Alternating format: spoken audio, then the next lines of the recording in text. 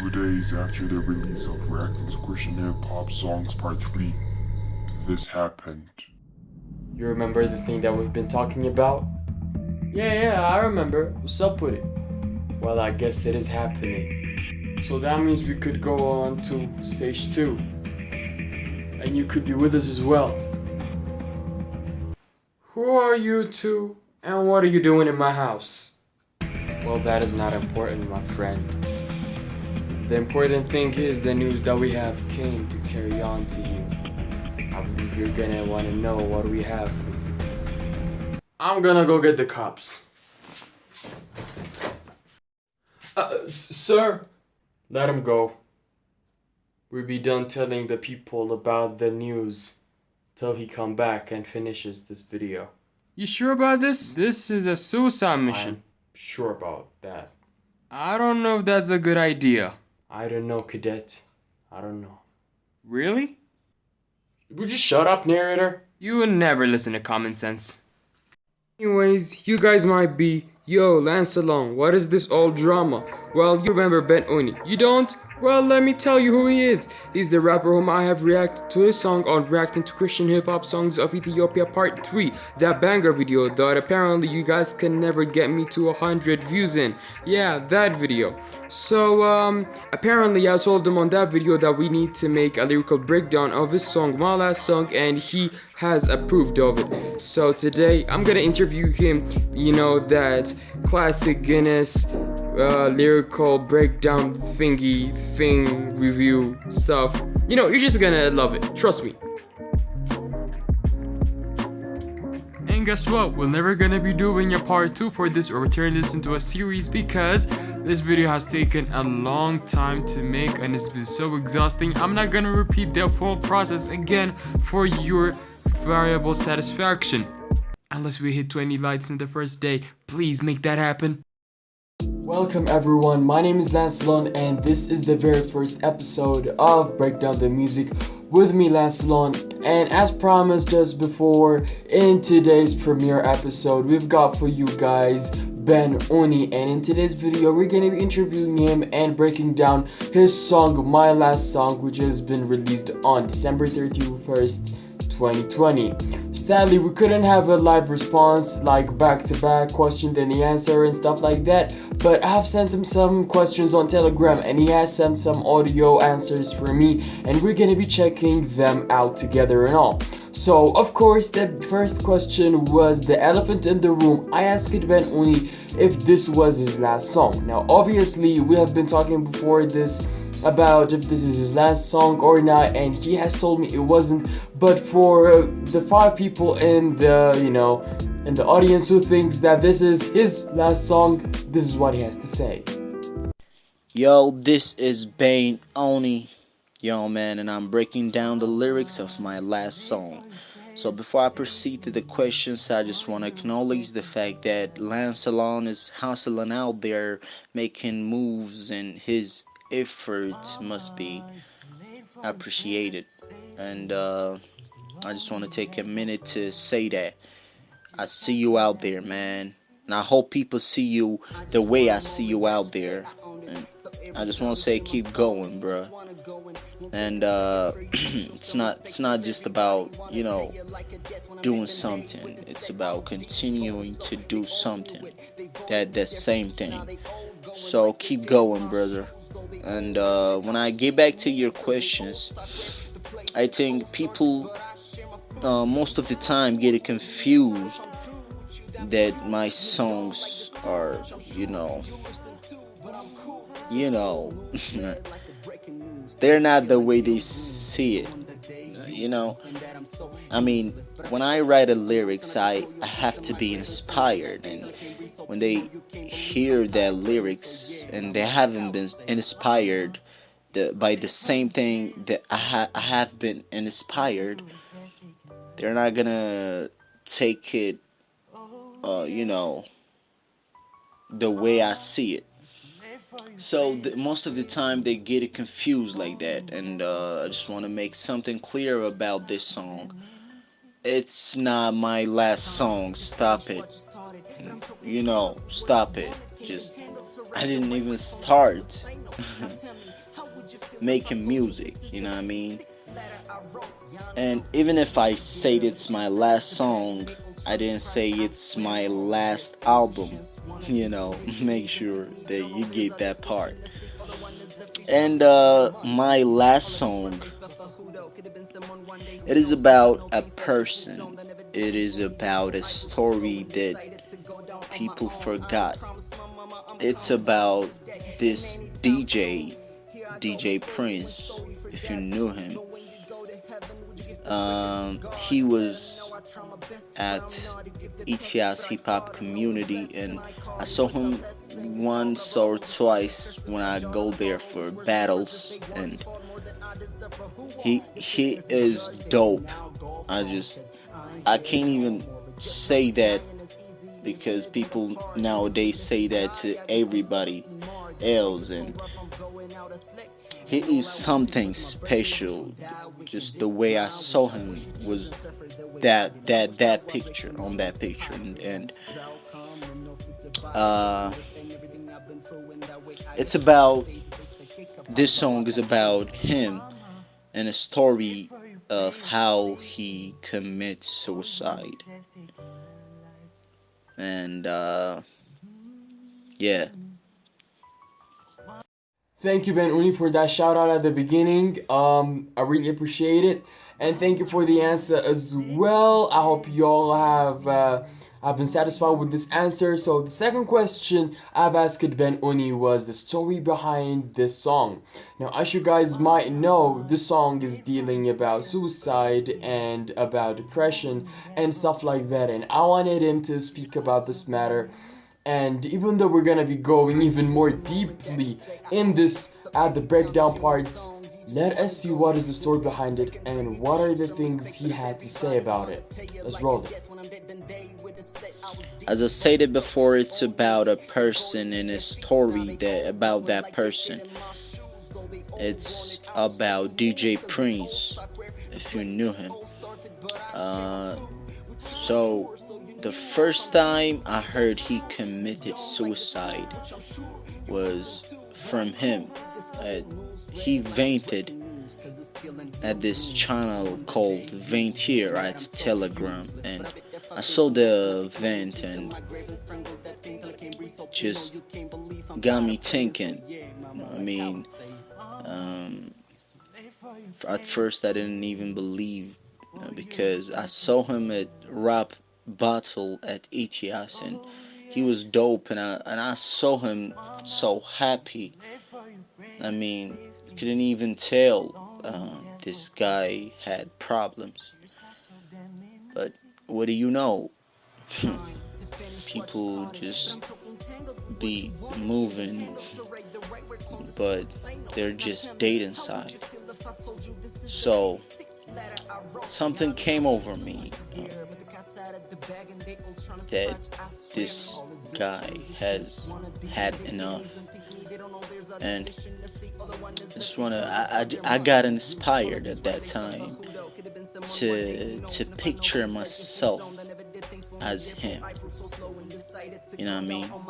So it took me a while to write the lyrics because I put myself in his shoes, and I saw depression, and I saw hopelessness, and I saw, something dark. And I would have done different things to avoid the problem, but when I picture myself on his shoes, I think I understand the way he sees life. And I don't even know this person, but I just got inspired. I don't know, man. So this is about that story. The song is about that story, and I think the the nigga that people. Uh,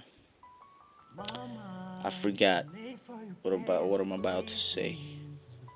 Yeah, if you know Capo the Capstone, uh, the leader of ETS hip hop community, I tried to reach him that if if this story is true, just to ask him that, and I think he thinks that uh, this guy didn't even commit suicide, and was, you know, I was confused about this story, and I kept asking myself about it, and the way I see it, it's gonna be interpreted on the clip. So stay tuned for that. You know what I mean? So that was what he had to say about the story of the song. Really heart touching if you ask me. But now I come to this realization that you can't always expect your audience to interact with your song or with your piece of art the same way that you were feeling when you made it. You know, a lot of people would take in the information or the music that you're pouring out in different ways and relate to their lives in their own perspectives on in their own parts. So now I'll ask it Ben Oni, how were the feedback that he got from the song and what were the ways that people he think would interpret this song with, and I really like what he said, so let's see what he had to say. Yeah. So the thing about comments is that people only comment what they understand. Uh, so now, and I didn't think people understand this song the way I want them to understand. You know what I mean? I remember you saying that please don't even start thinking about stop making music. So that's what most people say. They thought I'm gonna stop making music, and that's just confusing to me because the lyrics is so clear that it's about a story. It's about a person and what he felt at that moment. And anyways, yeah, a lot of people got ticked off. People didn't even like acknowledge the fact that I'm making something bigger than what they expected. And I expected this response from the first time I started writing these lyrics, and yeah, I want them to think what they want to think. Yeah, that's just my nature. I just want them to think what they want to think, and what they think is that it's gonna be my last song, right? But I'm coming with something that they are not even ready for. Yeah. And now we come to the biggest part, the longest part actually, which is how was this song made? I asked Ben Oni about the making of this song from start to finish, whom produced it, whom was behind the technical stuff, whom wrote it, whom was behind the production, mastering, mixing, who is Zan, and why does he have such a great voice and stuff like that. And I wanted to know what were the technical things that were going on behind the camera and behind the mic. So this is what he had to say about this. And when it comes to technicality, as I stated before, I I write lyrics when I get inspired, and if I get inspired, I took time with it. And the first time I heard this story, I put myself in his shoes and trying to think the way he thinks. That took me a while to understand that, and I put myself in depression, and I put myself in darkness, and I put myself in, you know, misery, just to feel what he's feeling. And I came up with the lyrics. That's how it happened. And originally, I wanted Mino to involve in this part, in the hook part, but Zan just took it to another level. I mean, I loved that part, and I just took Zan on the song, and yeah, we made it. And but Mino still is involved in this song. He mixed and mastered the song, and that was dope. I appreciate that, brother. I just wanna thank him and big ups to him. He's making dope music. And yeah, I wrote the lyrics. I always write my own lyrics.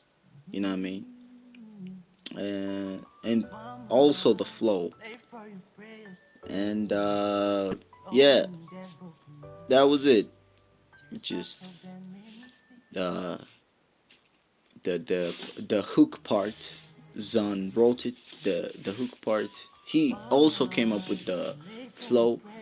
He's dope, and that's it. We made a dope song that people even recognize. I mean,